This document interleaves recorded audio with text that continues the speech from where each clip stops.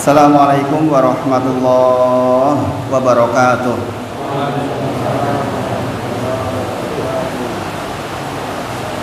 Alhamdulillahi haqqa hamdi, nahmaduhu wa nasta'inuhu wa nastaghfiruh, wa na'udzu billahi min shururi anfusina wa min sayyiati a'malina.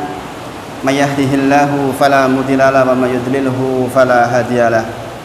Asyhadu alla ilaha illallah wa asyhadu anna Muhammadan abduhu wa rasuluh.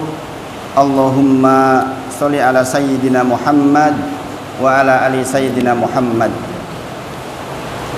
Ya ayyuhalladzina amanu taqullaha haqqa tuqatih wa la tamutunna illa wa antum muslimun.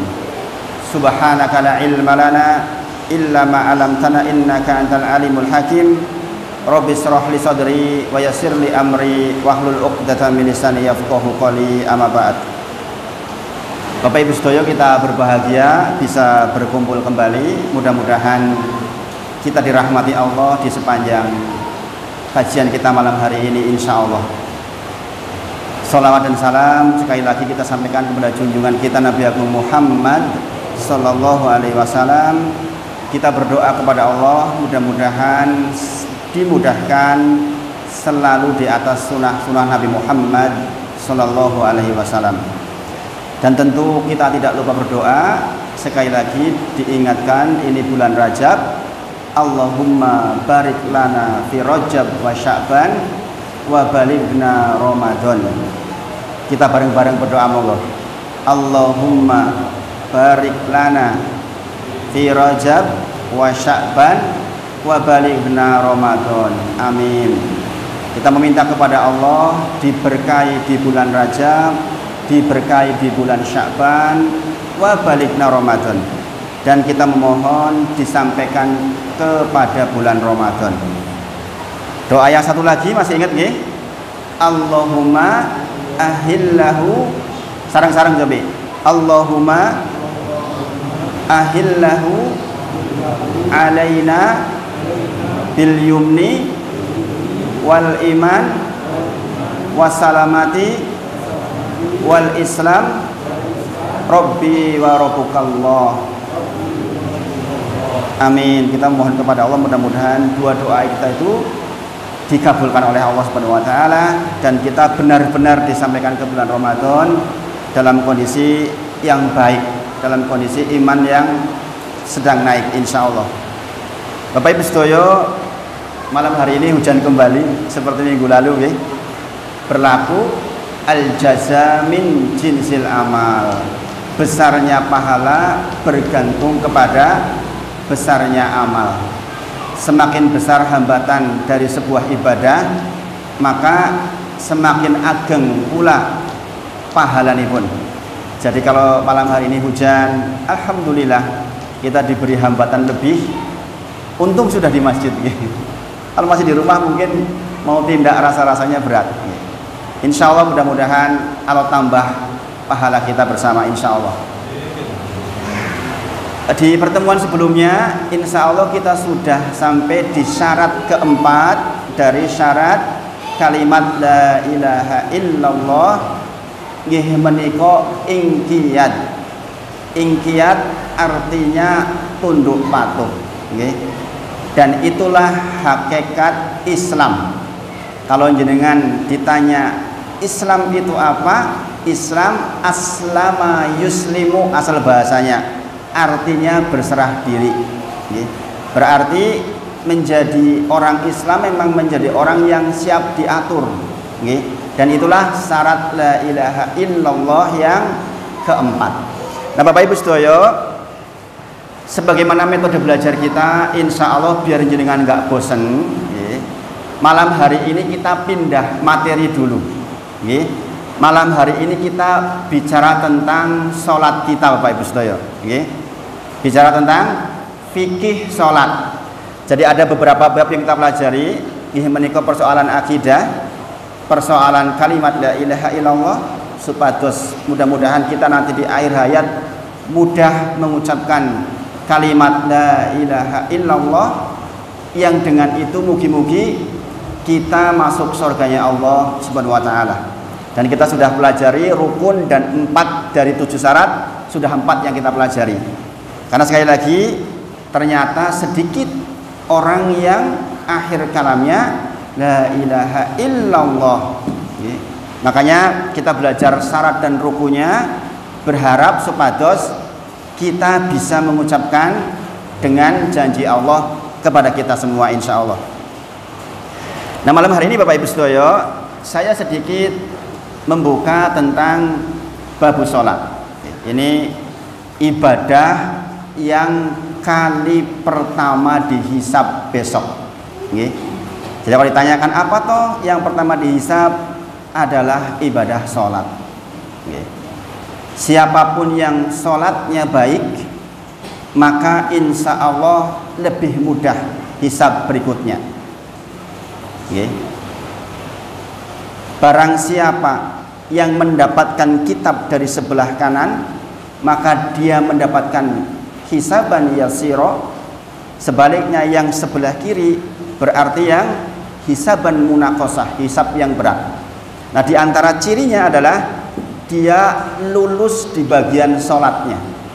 Oleh karena itu mempelajari fikih sholat menjadi sangat penting Bapak Ibu sedaya. Ini adalah pelajaran kedua setelah asyhadu an la ilaha illallah, kita menjadi orang muslim, yang kita pelajari beberapa minggu terakhir. Perintah berikutnya adalah wa iqamis shalah, menegakkan salat. Tentu kemawon kita tidak bisa belajar salat hanya dalam 1-2 kali pertemuan. Ada satu masjid yang saya bina itu sudah 1,5 tahun belajar salat. Prosesnya memang panjang, harus bersabar. Karena kita berharap sholat kita betul-betul sholat yang sesuai dengan panduan dari Nabi Muhammad Sallallahu Alaihi Wasallam. Insya Allah kita bersabar. Bapak Ibu sedaya, sedemikian pentingnya sholat, sampai-sampai kalau kita membaca tentang sejarah sholat, banyak sejarah tentang sholat. Saya main 2 diantaranya saja. Nanti jangan bisa baca sendiri di rumah referensi tentang sejarah adanya sholat. Di antaranya adalah ketika Rasulullah dipanggil untuk Isra Mi'raj. Berapa perintah pertama sholat itu dari Allah Subhanahu wa taala? Pertama 50. Kemudian Rasulullah turun, ketemu Nabi Musa, naik, minta korting, jangan 50. Naiklah Rasulullah. Kemudian diturunkan 5, diturunkan sampai tersisa 5. Seperti yang sekarang kita laksanakan ini. Itu pun Nabi Musa alaihissalam mengatakan naik lagi. Kenapa? Karena umatku Bani Israel nggak sampai 5 waktu saja ditinggalin Bani Israel. Jadi di Bani Israel itu nggak 5 waktu, kurang dari 5 waktu kata Nabi Musa alaihissalam saja ditinggalin. Maka kemudian Rasulullah disuruh naik lagi, minta korting lagi. Kata Rasulullah, saya sudah malu. Maka jadilah kita disuruh sholat 5 waktu. Bagusnya Bapak Ibu sedaya, sholat 1 waktu kita ini bernilai 10 waktu. Sholatnya panjenengan 5 waktu, tapi nilainya 50. Berarti setiap 1 waktu sholat maghrib tadi itu senilai dengan 10 waktu. Berarti kalau panjenengan meninggalkan 1 sholat saja, sholat fardu, podo karo ketinggalan 10 waktu. 1 sholat itu perbedaannya perjalanan 500 tahun Bapak Ibu sedaya. Antara orang yang sholat dengan tidak sholat, podo-podo mlebet teng surga, selisih perjalanannya tuh 500 tahun. Subhanallah. Maka Nabi Sulaiman alaihissalam, Nabi Sulaiman kita tahu kekayaannya luar biasa, kekuasaannya meliputi jin dan semuanya patuh, paham bahasanya. Suatu sore beliau disenangkan dengan melihat kuda-kudanya. Sebagian riwayat mengatakan 900 jumlahnya, sebagian riwayat mengatakan 1000 jumlahnya. Intinya banyak. Kemudian karena saking senangnya melihat kuda yang sangat bagus itu, kudanya Nabi Sulaiman nggak kayak kuda kita nih. Kudanya itu tenang ketika diajak bercengkrama, ketika diajak berlari cepatnya luar biasa. Semuanya kuda-kuda yang bagus. Goro-goro Nabi Sulaiman seneng banget kali kuda-kuda itu, lewatlah waktu asar. Jadi zaman Nabi Sulaiman sudah ada sholat asar, Bapak Ibu Sedoyo. Lewatlah sholat asar. Begitu Nabi Sulaiman alaihissalam sadar ketinggalan sholat asar, goro-goro kesenangan bernama kuda itu, maka kemudian kuda itu dipanggil balik, semuanya dipotong sama Nabi Sulaiman. Bayangin Bapak Ibu Sedoyo, seringkali kita mudah meninggalkan sholat, subhanallah. Bayangkan kalau satu kuda, satu mercy, 1000 mercy dibakar istilahnya itulah. Orang dianggap oleh Nabi Sulaiman.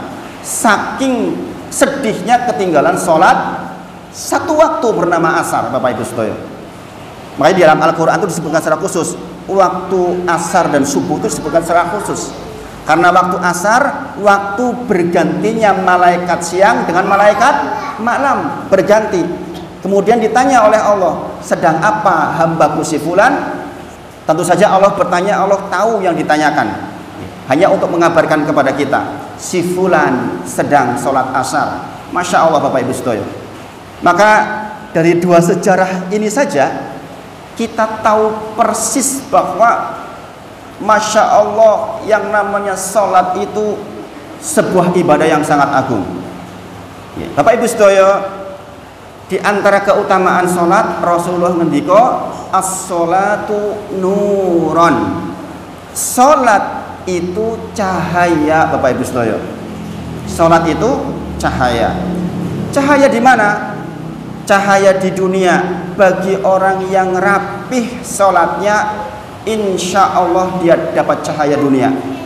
Diberi kemudahan-kemudahan di dalam hidupnya, bahkan bisa terlihat cahaya di wajahnya, insya Allah. Bukan cahaya seperti lampu tentu saja, Bapak Ibu. Cahaya yang tentu saja lebih ke masalah qalbiyah. Kemudian sholat juga cahaya di alam kubur. Teramat sangat banyak hadis yang menyebut bahwa asalnya alam kubur itu sempit dan gelap. Sempit dan gelap. Maka seseorang yang rapih sholatnya, dia dapat cahaya di kuburnya, Bapak Ibu Sedoyo. Sehebat apapun kita, kedudukannya kita tinggi, kekayaan kita banyak, masuk kuburan tetap sendirian. Hanya beserta amal kita, di antaranya sholat kita. Sing sinten kemawon sholatnya bagus, cahayanya lebih terang di alam kubur. Maka Bapak Ibu Sedoyo, diperhatikan persoalan sholat. Kemudian cahaya di padang mahsyar. Inilah cahaya yang diperebutkan oleh orang-orang munafik dan orang-orang kafir. Orang-orang non-muslim gelap. Orang-orang munafik awalnya dapat sedikit cahaya, kemudian sedikit habis. Mereka mengatakan, bukankah kami juga dulu teman-teman kalian? Orang-orang munafik adalah orang-orang yang mengaku muslim tetapi nggak mau menjalankan, bahkan menghina syariat Islam. Dan hari ini di medsos banyak mengaku muslim tetapi justru kata-katanya kadang-kadang merendahkan Islam. Yang demikian cahayanya akan padam. Orang-orang muslim inilah yang menjaga sholat, yang tetap dapat cahaya. Terakhir adalah cahaya ketika kita menyeberang sirat, as-sirat, di atas neraka jahanam.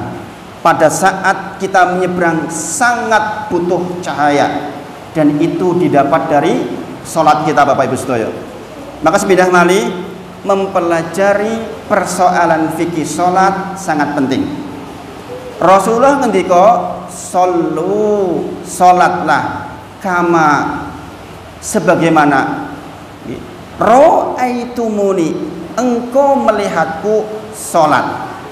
Orang bertanya, lah awake dhewe kan ora iruh Rasulullah, maksudnya melihat Rasulullah bagaimana? Maksudnya melihat dari kitab kita para ulama. Jadi kalau hadis itu kan dari sampai ke Rasulullah, namanya hadis yang marfu sampai ke Rasulullah. Maka kita bisa melihat cara sholatnya Rasulullah bagaimana lewat kitab para ulama, Bapak Ibu sedaya. Inilah mengapa kita belajar. Kita masih ingat di pertemuan sebelumnya bahwa sing sinten kemawon, siapapun yang berharap masuk surganya Allah, Allah berikan syarat. Di antaranya ada di dalam surah Al-Kahfi ayat terakhir. Diulang-ulang. Faman kana yarju liqa'a rabbih falyamal amalan sholiha. Sing sinten kemawon berharap, yarju itu berarti ngarep-arep tenan, berharap betul ingin masuk surganya Allah, karena bertemu Allah itu hanya di surga. Syaratnya diantaranya adalah falyamal amalan sholiha, dia beramal soleh. Dan syarat amal soleh dua, yaitu ikhlas karena Allah dan muttabaah sesuai dengan contoh Nabi Muhammad Sallallahu Alaihi Wasallam. Maka dalam hal salat Rasulullah bersabda, "Shollu kama ra'aitumuni usolli." Salatlah sebagaimana engkau melihat aku salat. Menunjukkan bahwa kita harus mempelajari tentang fikih salat, Bapak Ibu sedaya. Nah, itu sekilas tentang sejarah salat. Tentu saja terlalu sedikit kalau kita baca sejarah salat. Itu ada kitab kecil tentang sejarah salat sekitar plus minus 30-40 halaman. Saya hanya cuplik 2 di antaranya. Mudah-mudahan yang 2 ini bisa menjadi motivasi agar kita jaga salat kita. Nah, Bapak Ibu sedaya, belajar salat kita akan kembali ke surah Al-Ankabut, surah ke-29 ayat ke-45. Jadi kalau jenengan belajar salat, tengoklah surah ke-29 ayat ke-45. Apa bunyinya Bapak Ibu sedaya? Utlu ma uhiya ilaika minal kitabi wa aqimis shalah. Inna sholata tanha 'anil fahsya'i wal munkar wa ladzikrullahi akbar wallahu ya'lamu ma tasna'un. Allah berfirman di dalam surah ini, Utlu ma uhiya ilaika minal kitab. Wahai Muhammad, bacalah Al-Quran yang telah diturunkan kepadamu. Wa aqimis sholah, tegakkanlah sholat. Inna sholata tanha 'anil fahsya'i wal munkar. Sesungguhnya sholat yang panjenengan tegakkan itu akan mencegah dari perbuatan keji dan mungkar. Bapak Ibu sedaya. Jadi kalau kita belajar sholat, kemudian kita sholat, produknya adalah kita terhindar dari perbuatan keji dan mungkar. Bapak Ibu sedaya, ini kan penting ya. Gila Bang ya? Keji itu perbuatan yang merugikan diri sendiri. Mungkar itu yang merugikan orang lain. Maka seseorang yang sholat, dia tidak akan menzolimi diri sendiri, meninggalkan sholat diantaranya, tidak melaksanakan zakat, macam-macam gitu. Kemudian tidak mencuri karena milik orang lain, tidak berzina karena berhubungan dengan orang lain, naudzubillah. Ada orang mengatakan begini, Ustadz, kalau memang tujuan sholat itu untuk mencegah dari perbuatan keji dan mungkar, lah saya enggak sholat, saya sudah enggak keji dan mungkar itu. Ada enggak kepikiran seperti itu? Ini orang-orang liberal misalnya gitu. Ora perlu sholat. Sholat tujuannya genapi. Aku wis apik ra nggo sholat. Kepikir enggak seperti itu? Masya Allah. Saya pernah ngaji seperti ini, ada pertanyaan seperti itu. Gimana Ustadz? Wong saya ora sah nganggo salat wis apik kok. Aku karo tangga wis apik. Nggih. Insyaallah saya juga enggak berzina. Bagaimana jawabannya? Bapak Ibu sedaya, meninggalkan salat itu sendiri adalah perbuatan keji dan mungkar. Jadi ini yang bertanya itu enggak sadar. Kalau mengambil hak makhluk saja sudah kekeliruan, nyolong itu keliruan, berzina itu keliruan, apalagi mengambil haknya Allah, yaitu apa? Diibadahi. Hak Allah atas hamba adalah diibadahi. Dan di antara bentuk ibadah adalah sholat. Berarti nek tiang boten sholat itu justru keji dan mungkarnya kebangetan. Kenapa? Karena hak yang zat yang menciptakan dia, yang kasih rizki kepada dia, yang kasih hujan, yang kasih sehat, kasih anak-anak, lah kok malah ditinggal perintahnya. Justru itulah keji dan mungkarnya, Bapak Ibu sedaya. Kadang-kadang orang terjebak dengan pemikirannya sendiri. Pinter nih ngerah pinter jadi malahan. Nah Bapak Ibu sedaya, sekali lagi kita belajar sholat harus ingat-ingat produk sholat kita harus jadi orang baik, terhindar dari perbuatan keji dan mungkar. Kemudian di ayat dikatakan wala dzikrullahi akbar. Ibadah sholat itu ibadah ingkang akbar, ingkang ageng, Bapak Ibu sedaya. Maka orang-orang yang mudah meninggalkan sholat, subhanallah, dia akan masuk ke neraka sakor, neraka yang mengerikan, subhanallah. Nah Bapak Ibu sedaya, belajar sholat supados belajarnya terstruktur, maka kita harus punya urut-urutan pola belajarnya dan harus bersabar, harus bersabar. Kalau kita mengurai sholat Bapak Ibu sedaya, maka ada 5 bagian. Ada 5 bagian. Yang pertama adalah syarat-syarat sholat. Yang pertama syarat-syarat sholat. Yang kedua rukun sholat. Yang ketiga wajib-wajibnya sholat. Yang keempat sunnah-sunnahnya sholat. Yang kelima apa yang makruh di dalam sholat. Jadi Bapak Ibu sedaya, kita belajar sholat harus bisa mengurai 5 hal ini. Seseorang yang memahami 5 hal ini insya Allah tentrem sholatnya. Terlebih sudah tahu syarat la ilaha illallah, dihubungkan sehingga sholatnya berkualitas. Bapak Ibu sedaya, syarat sholat artinya apa Bapak Ibu? Jadi kan sudah sholat lama. Kalau ditanya, Pak, Bu, syarat sholat niku napa to? Jawabannya pripun? Mas Kusno, gimana Mas Kusno? Jadi kalau ditanya Mas Kusno, syarat sholat itu apa? Definisinya? Islam. Itu jenis-jenisnya, syarat-syaratnya, definisinya Mas Kusno, definisinya. Artinya syarat niku napa? Sholat. Syarat sholat. Beragama Islam. Baik, Pak Joko. Pengetahuan Pak Joko.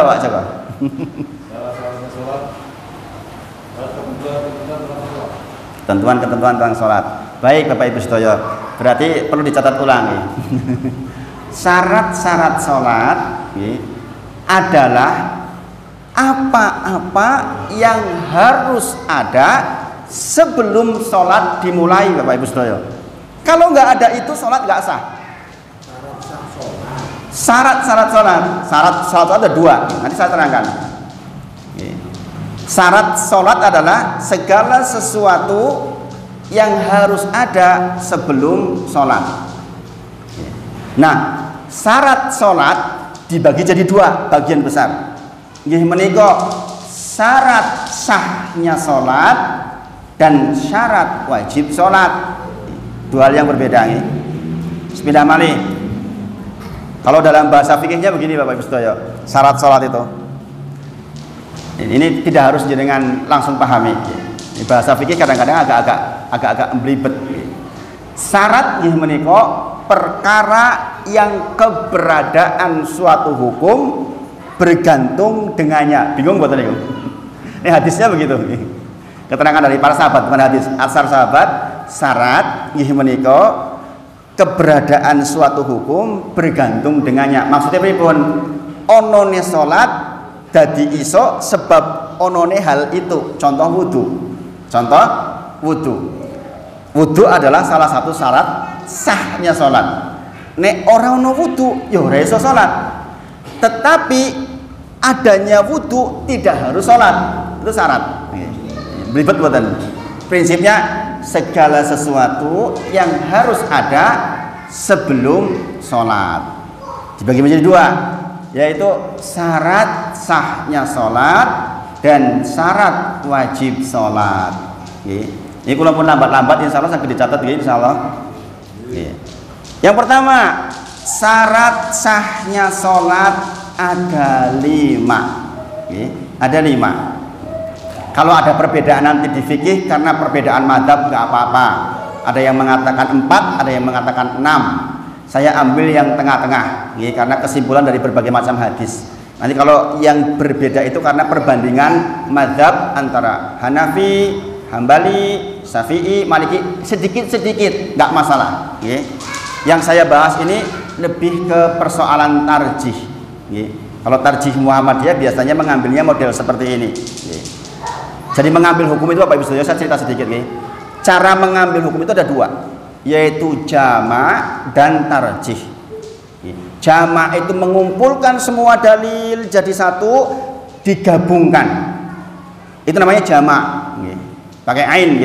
Tapi kalau tarjih dikumpulkan semua, diambil yang paling kuat. Itu tarjih. Kalau di NU namanya Basul Masail. Kalau di MUI namanya Dewan Fatwa.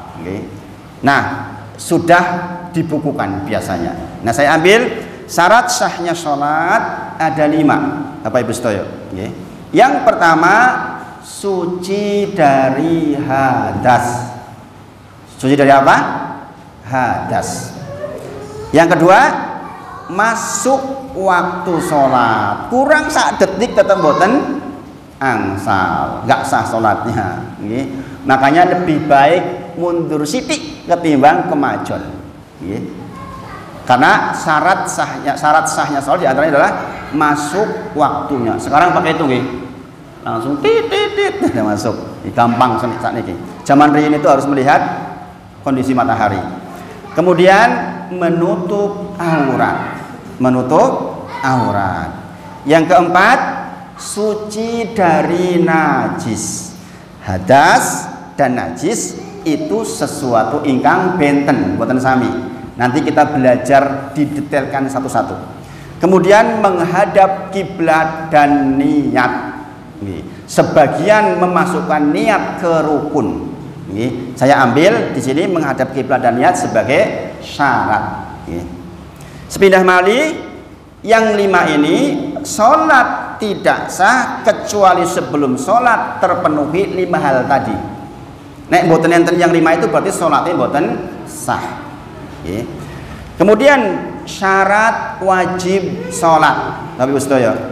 Syarat wajib sholat wonten 3. Yang pertama, Fatimah duduk sana. Yang pertama, Islam. Namanya syarat wajib sholat, Mas Kusno. Syarat wajib sholat, harus beragama Islam. Pertanyaannya, orang non Islam itu wajib sholat enggak? Tidak wajib, tetapi dihukum karena tidak sholat, Bapak Ibu sedaya. Itulah hebatnya kaum muslimin. Lah mboten adil Gusti Allah. Jenengan wong Islam wajib sholat, nek mboten sholat dihukum, lah kok wong non muslim mboten sholat mboten dihukum. Dihukum Bapak Ibu karena tidak sholat. Pun sholat nggak kepake, pripun itu? Bahasa hadisnya begitu. Masya Allah. Kemudian berakal. Yang kedua adalah berakal. Berarti nek wong edan sholat itu bukan kanggo. Wong gendeng sholat, meskipun sholatnya apik, tetap buatan kanggo. Yang ketiga, mumayyiz, mengerti antara baik dan buruk serta balik, itu dijadikan satu, antara mumayyiz dengan balik itu satu. Karena nanti ketika mumayyiz sholat itu bagaimana hukumnya, ketika balik itu bagaimana, itu berbeda. Nah itu Bapak Ibu sedaya tentang syarat sholat. Dibacakan Mas Kusno, coba Mas Kusno. Syarat sholat. Syarat sholat. Diulang coba. Syarat sholat ada 2. Yaitu syarat sahnya sholat dan syarat wajib sholat. Untuk syarat sahnya sholat ada 5. Yaitu Sama dan tabji. Suci dari hadis dan itu atas. Suci dari hadas. Terus masuk dalam rangka sholat. Terus yang ketiga menutup aurat. Terus yang keempat suci dari najis. Terus yang kelima menghadap kiblat dan niat. Terus syarat wajib. Sah wajibnya sholat ada 3, yaitu yang pertama Islam, yang kedua berakal, yang ketiga mengerti antara baik dan buruk atau mumajis. Dan balik. Balik itu masuk di dalam kategori yang mumajis itu. Baik Bapak Ibu sedaya, lambat-lambat nggih, mudah-mudahan dipahami. Sekarang kita membahas di sisa waktu secukupnya kita bahas tentang suci dari hadas. Membahas suci dari hadas mungkin 3-4 kali pertemuan, nggih. Makanya nanti kita seling-seling. Mudah-mudahan kita istiqomah Bapak Ibu sedaya. Kalaupun kita meninggal belum selesai, insya Allah kalau niat kita memang menyelesaikan belajarnya dianggap selesai, insya Allah. Itu keuntungannya orang yang rutin ngaji. Rutin ngaji itu begitu.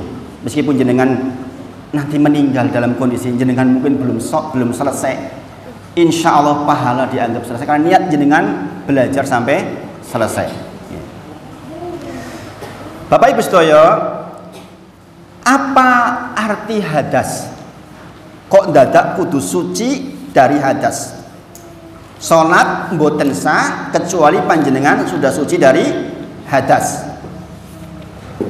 Apa arti hadas Bapak Ibu sedaya? Ada yang tahu arti hadas? Hadas dengan najis beda nih. Hadas dengan najis itu beda. Saya bacakan artinya nih. Bahasa Arabnya kira-kira begini. Tidak harus jenengan tulis, yang jenengan tulis bahasa Indonesianya. Al-wuqu'u wa tajaddudu wa kunu syai'in ba'da an lam yakun. Artinya ngaten. Niki definisi hadas secara bahasa. Bapak Ibu, jenengan yang ini tidak harus paham yang ini. Nanti yang harus paham yang istilah. Kenapa? Ini saya sampaikan karena ini juga nanti terkait dengan hukum berikutnya. Sepilah malih, jenengan jangan dibebani kalau belum paham nggak apa-apa. Artinya kejadian hal yang baru, yakni adanya sesuatu dari ketiadaan. Artinya begitu tuh artinya nih. Hadas itu artinya sesuatu yang baru yang awalnya nggak ada, yang datangnya menjadi merubah suatu hukum. Makanya Bapak Ibu sedaya, dari definisi ini maksudnya asalnya diri kita itu tidak berhadas. Asalnya panjenengan semua itu badannya tidak berhadas. Menjadi berhadas karena ada hal yang baru datang. Gitu. Nanti saya terangkan maksudnya. Nah itu secara bahasa. Nah sekarang secara istilah, pengertian ini yang harus jenengan paham. Pengertian hadas secara istilah. Ini jenengan perhatikan betul supados paham. Insya Allah ini untuk sanggup panjenengan cerita ke putra-putra panjenengan, cucu panjenengan. Diperhatikan Bapak Ibu sedaya nggih. Definisi hadas, arti hadas, lah kok awet dhewe kudu suci saka hadas. Hadas nggih menika amrun. Amrun niku perkara. I'tibariyun, abstrak. Perkara abstrak, perkara ingkang boten ketok, boten saged dicepeng, boten nenten mambune. Kemudian yakumu bi badani, nempelnya di badan kita. Jadi boten nenten istilah gelas berhadas niku boten nenten. Nek gelas enten najise. Karpet berhadas niku boten nenten. Yang berhadas niku badan.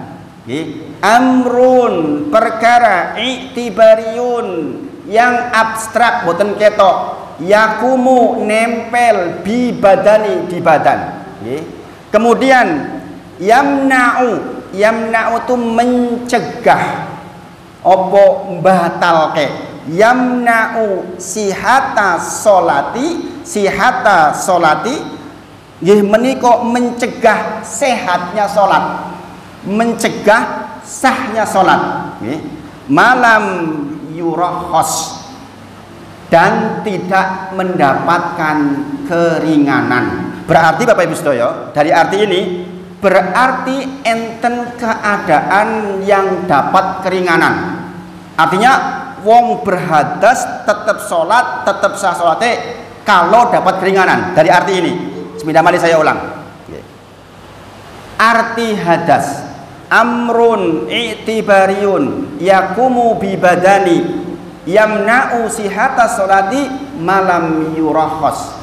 Perkara yang abstrak, boten ketok, boten saged dicepeng, nempelnya di badan, kemudian mencegah sahnya sholat dan tidak mendapatkan keringanan. Maksudnya yang mendapat keringanan, contoh,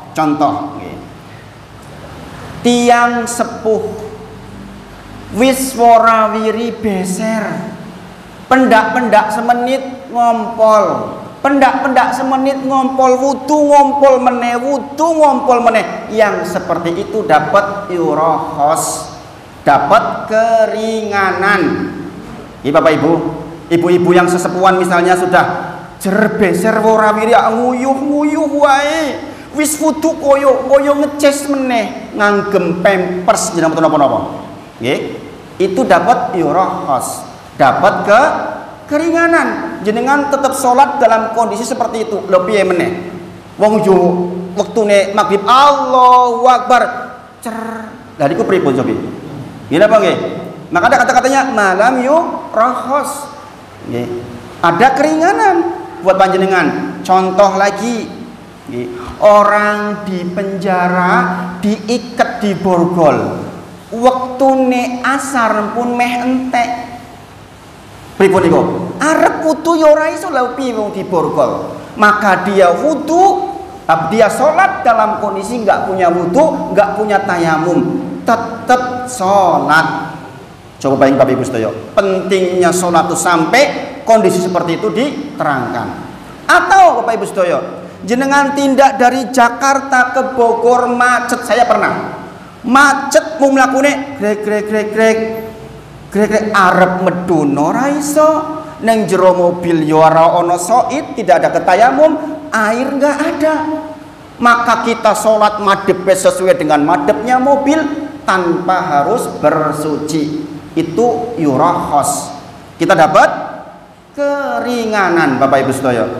Maka sekali lagi, hadas nggih menika amrun, perkara i'tibariyun yang abstrak nggih. Yakumu bi badani, nempelnya di badan, yamna'u sihata sholati malam yurahos, menjadikan sah tidak sholat kecuali dapat keringanan. Nempelnya di mana? Di badan. Nanti kalau terkait dengan baju, tempat, terkait dengan najis. Bapak Ibu sedaya, sampai di sini saged dipahami Bapak Ibu? Saged dipahami nggih?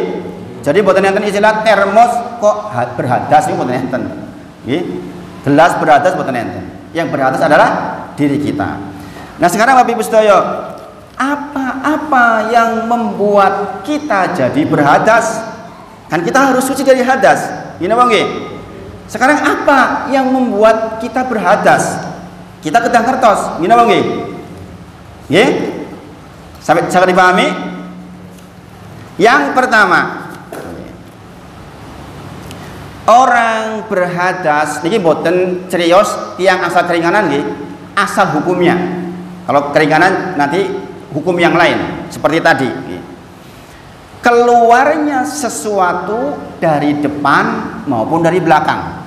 Keluarnya sesuatu dari kubul maupun dubur. Kata-katanya syai, sesuatu.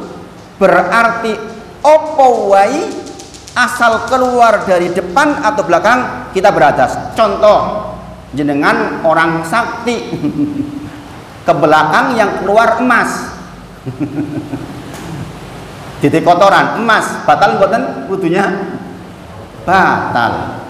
Karena diantara yang menjadikan kita batal wudu adalah keluar sesuatu dari depan maupun belakang. Sesuatu banyak nih, bisa jadi air mani, bisa jadi air seni, bisa jadi kita pup, nih. Maka kita sedang berhadas kecil. Oh ya, sebelum saya lanjutkan, hadas seperti kali ini, hadas kecil dan hadas besar. Yang kita bicarakan tadi adalah hadas kecil. Hadas kecil. Ini adalah penyebab hadas kecil. Penyebab hadas kecil. Yang kedua, tidur. Ini jadi pengertian penting. Nek jenengan sholat Jumat, bapak-bapak, kemudian jenengan duduk sampai batal apa enggak itu? Ya, nanti kita bahas ini. Hukum asalnya tidur membatalkan wudu. Bapak Ibu sedaya, Rasulullah ngendika, "Man nauma fatawaddo." Sing sinten kemawon sare maka berwudulah. Berwudulah. Meskipun ada hadis terkait dengan orang yang tidur dalam kondisi duduk. Tidur dalam kondisi duduk asalnya enggak membatalkan wudu. Tetapi dari 8 pendapat yang berkembang di 4 mazhab sampailah kepada kesimpulan ada tidur yang menyebabkan kita tetap harus wudu dengan 3 keadaan. Nanti saya terangkan. Jadi yang kedua adalah tidur. Nanti saya terangkan satu-satu, jadi jangan khawatir. Kemudian yang ketiga, jangan simpulkan dulu masalah tidur, karena tidur ada kesimpulannya. Nanti kita bahas. Yang ketiga, yang membatalkan wudu kita atau membuat kita jadi berhadas, menika hilang akal atau kesadaran. Hilang akal sebab 2 keadaan. Sebab sukrin atau marodin. Sukrin itu mabuk, marodin itu sebab sakit. Jenengan sakit pingsan maka batal.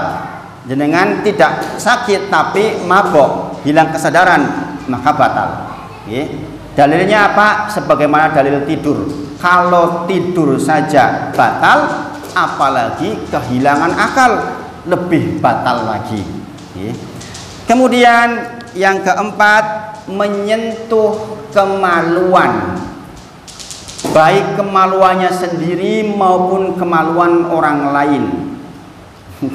Kemaluan orang lain, jangan bayangke wong liya, putrane jenengan ya sudah orang lain. Menyentuh kemaluan dengan tangan bagian dalam. Sudah Isa, alhamdulillah. Saya selesaikan yang nomor 4 ini. Menyentuh kemaluan dengan tangan bagian dalam. Bagian dalam itu yang mana Bapak Ibu? Jenengan begini. Ini para ulama menyebutkan yang bagian dalam menika apa yang tidak terlihat. Ini yang tidak terlihat itulah bagian dalam. Jenengan kok baradus, kemudian jenengan menyentuh dengan bagian dalam. Berarti ini nek niki mboten sing ketok mboten. Maksud bagian dalam adalah yang tidak terlihat. Maka kalau jenengan menyentuh dengan bagian dalam itu batal wudu panjenengan. Nanti saya terangkan insyaallah di pertemuan berikutnya. Ini waktunya sudah habis, kita melaksanakan salat Isya. Mudah-mudahan pertemuan malam hari ini diberkahi dan mudah-mudahan kita mendapatkan barokah di sepanjang kehidupan kita dan sampailah kita di bulan Ramadan insyaallah. Kita tutup dengan kafaratul majlis sareng-sareng. Subhanakallahumma wa bihamdika asyhadu alla ilaha illa anta astaghfiruka wa atubu ilaik wa akhiru da'wana alhamdulillahirabbil alamin. Assalamualaikum warahmatullahi wabarakatuh.